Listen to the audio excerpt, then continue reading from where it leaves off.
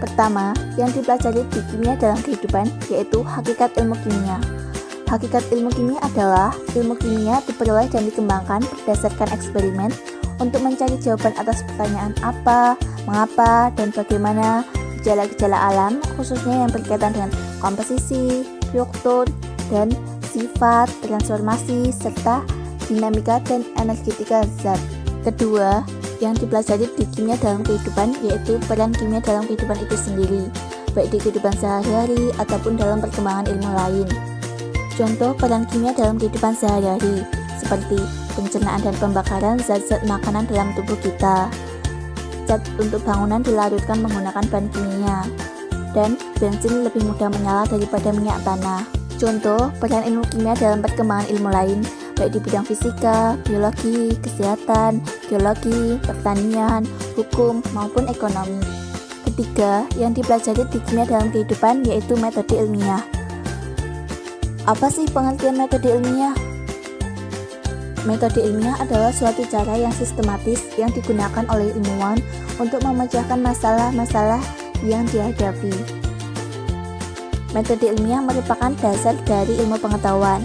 Melalui pekerjaan metode ilmiah, para ilmuwan dapat memecahkan masalah yang dihadapi, sehingga menghasilkan teori atau hukum-hukum baru. Dalam melakukan kerja ilmiah, seorang ilmuwan harus menerapkan metode ilmiah dan mempunyai sikap ilmiah. Tahukah kamu siapa penemu metode ilmiah? Penemu metode ilmiah adalah seorang ilmuwan Inggris yang bernama Robert Boyle. Ia lahir pada tanggal 25 Januari 1627 dan meninggal pada tanggal 30 Desember 1691. Kegunaan metode ilmiah adalah untuk mengembangkan ilmu pengetahuan, memecahkan masalah dalam kehidupan sehari-hari, menguji ulang hasil penelitian. Skema metode ilmiah: yang pertama, merumuskan masalah; kedua, mengumpulkan keterangan; ketiga, membuat hipotesis; keempat, melakukan percobaan, termasuk mencatat data, mengolah data, dan menganalisis data; kelima, menarik kesimpulan; keenam, menguji kembali kesimpulan; yang terakhir adalah pelaporan. Keempat, yang dipelajari di kimia dalam kehidupan yaitu keamanan dan keselamatan kerja di laboratorium. Sebelum kita mempelajari tentang keamanan dan keselamatan kerja di laboratorium, ada baiknya kita mempelajari dahulu tentang alat-alat laboratorium beserta fungsinya. Yang pertama, gelas ukur untuk mengukur volume larutan. Kedua, tabung reaksi untuk tempat reaksian zat. Ketiga, pipet tetes untuk mengambil larutan. Keempat, pipet ukur untuk mengambil larutan dalam volume tertentu. Kelima, kaca arloji untuk penutup gelas beker.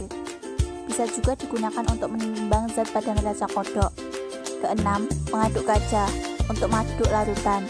Ketujuh, spatula untuk mengambil zat. Kedelapan, penjepit tabung reaksi untuk mengadakan pemanasan. Kesembilan, pembakar spiritus untuk pembakaran. Kesepuluh, kasa asbes dari kaki 3 untuk mendidihkan air. Ke-11, labu takar atau labu ukur untuk mengajarkan atau membuat larutan. Ke-12, colong kaca untuk alat bantu tuang. Ke-13, kelem untuk menjepit pipa U atau pipa Y. Ke-14, plat tetes untuk uji coba zat. Ke-15, rak tabung reaksi untuk tempat tabung reaksi. Ke-16, stopwatch untuk mengukur waktu. Ke-17, termometer untuk mengukur suhu larutan. Keamanan dan keselamatan kerja di laboratorium yaitu tata tertib laboratorium. Contoh, jagalah kebersihan meja dan ruangan laboratorium. Jangan sampai menumpahkan zat kimia di atas meja. Tidak diperkenankan makan dan minum di laboratorium, dan masih banyak lagi. Apa aja sih benda-benda yang ada di laboratorium kimia? Yang ada di laboratorium kimia yaitu simbol bahan kimia berbahaya, antara lain bahan kimia mudah meledak, contoh etanol, aseton, asam asetat, dan amonium nitrat. Selain itu, bahan kimia mudah terbakar, contoh belerang, logam alkali, alkohol, dan hidrogen.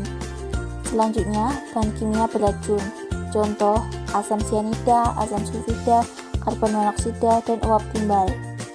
dan bahan kimia penyebab iritasi, contoh amonia dan bensil klorida, serta bahan kimia bersifat korosif, contoh belerang dioksida dan klorin. Selain simbol bahan kimia berbahaya, ada juga simbol keselamatan kerja, yakni animal hazard, adalah bahaya yang berasal dari hewan. Sub-instrument hazard adalah bahaya yang berasal dari benda-benda tajam. Heat hazard adalah bahaya yang berasal dari benda panas. Glassware hazard adalah bahaya yang berasal dari benda yang mudah pecah. Chemical hazard adalah bahaya yang berasal dari bahan kimia. Electrical hazard adalah bahaya yang berasal dari benda-benda yang mengeluarkan listrik. Phase hazard adalah bahaya yang berasal dari benda-benda yang membuat iritasi pada mata dan wajah. Fire hazard adalah bahaya yang berasal dari benda yang mudah terbakar. Biohazard adalah bahaya yang berasal dari bahan biologis. Laser radiation hazard adalah bahaya yang berasal dari sinar laser.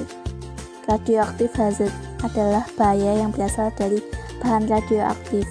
Explosive hazard adalah bahan kimia yang berasal dari bahan-bahan yang mudah meledak.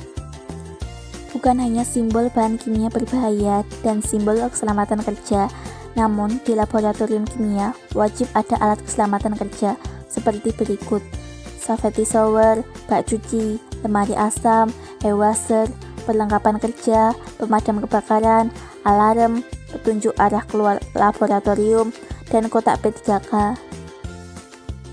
Jenis-jenis kecelakaan yang dapat terjadi di laboratorium kimia: 1. Luka akibat benda tajam. 2.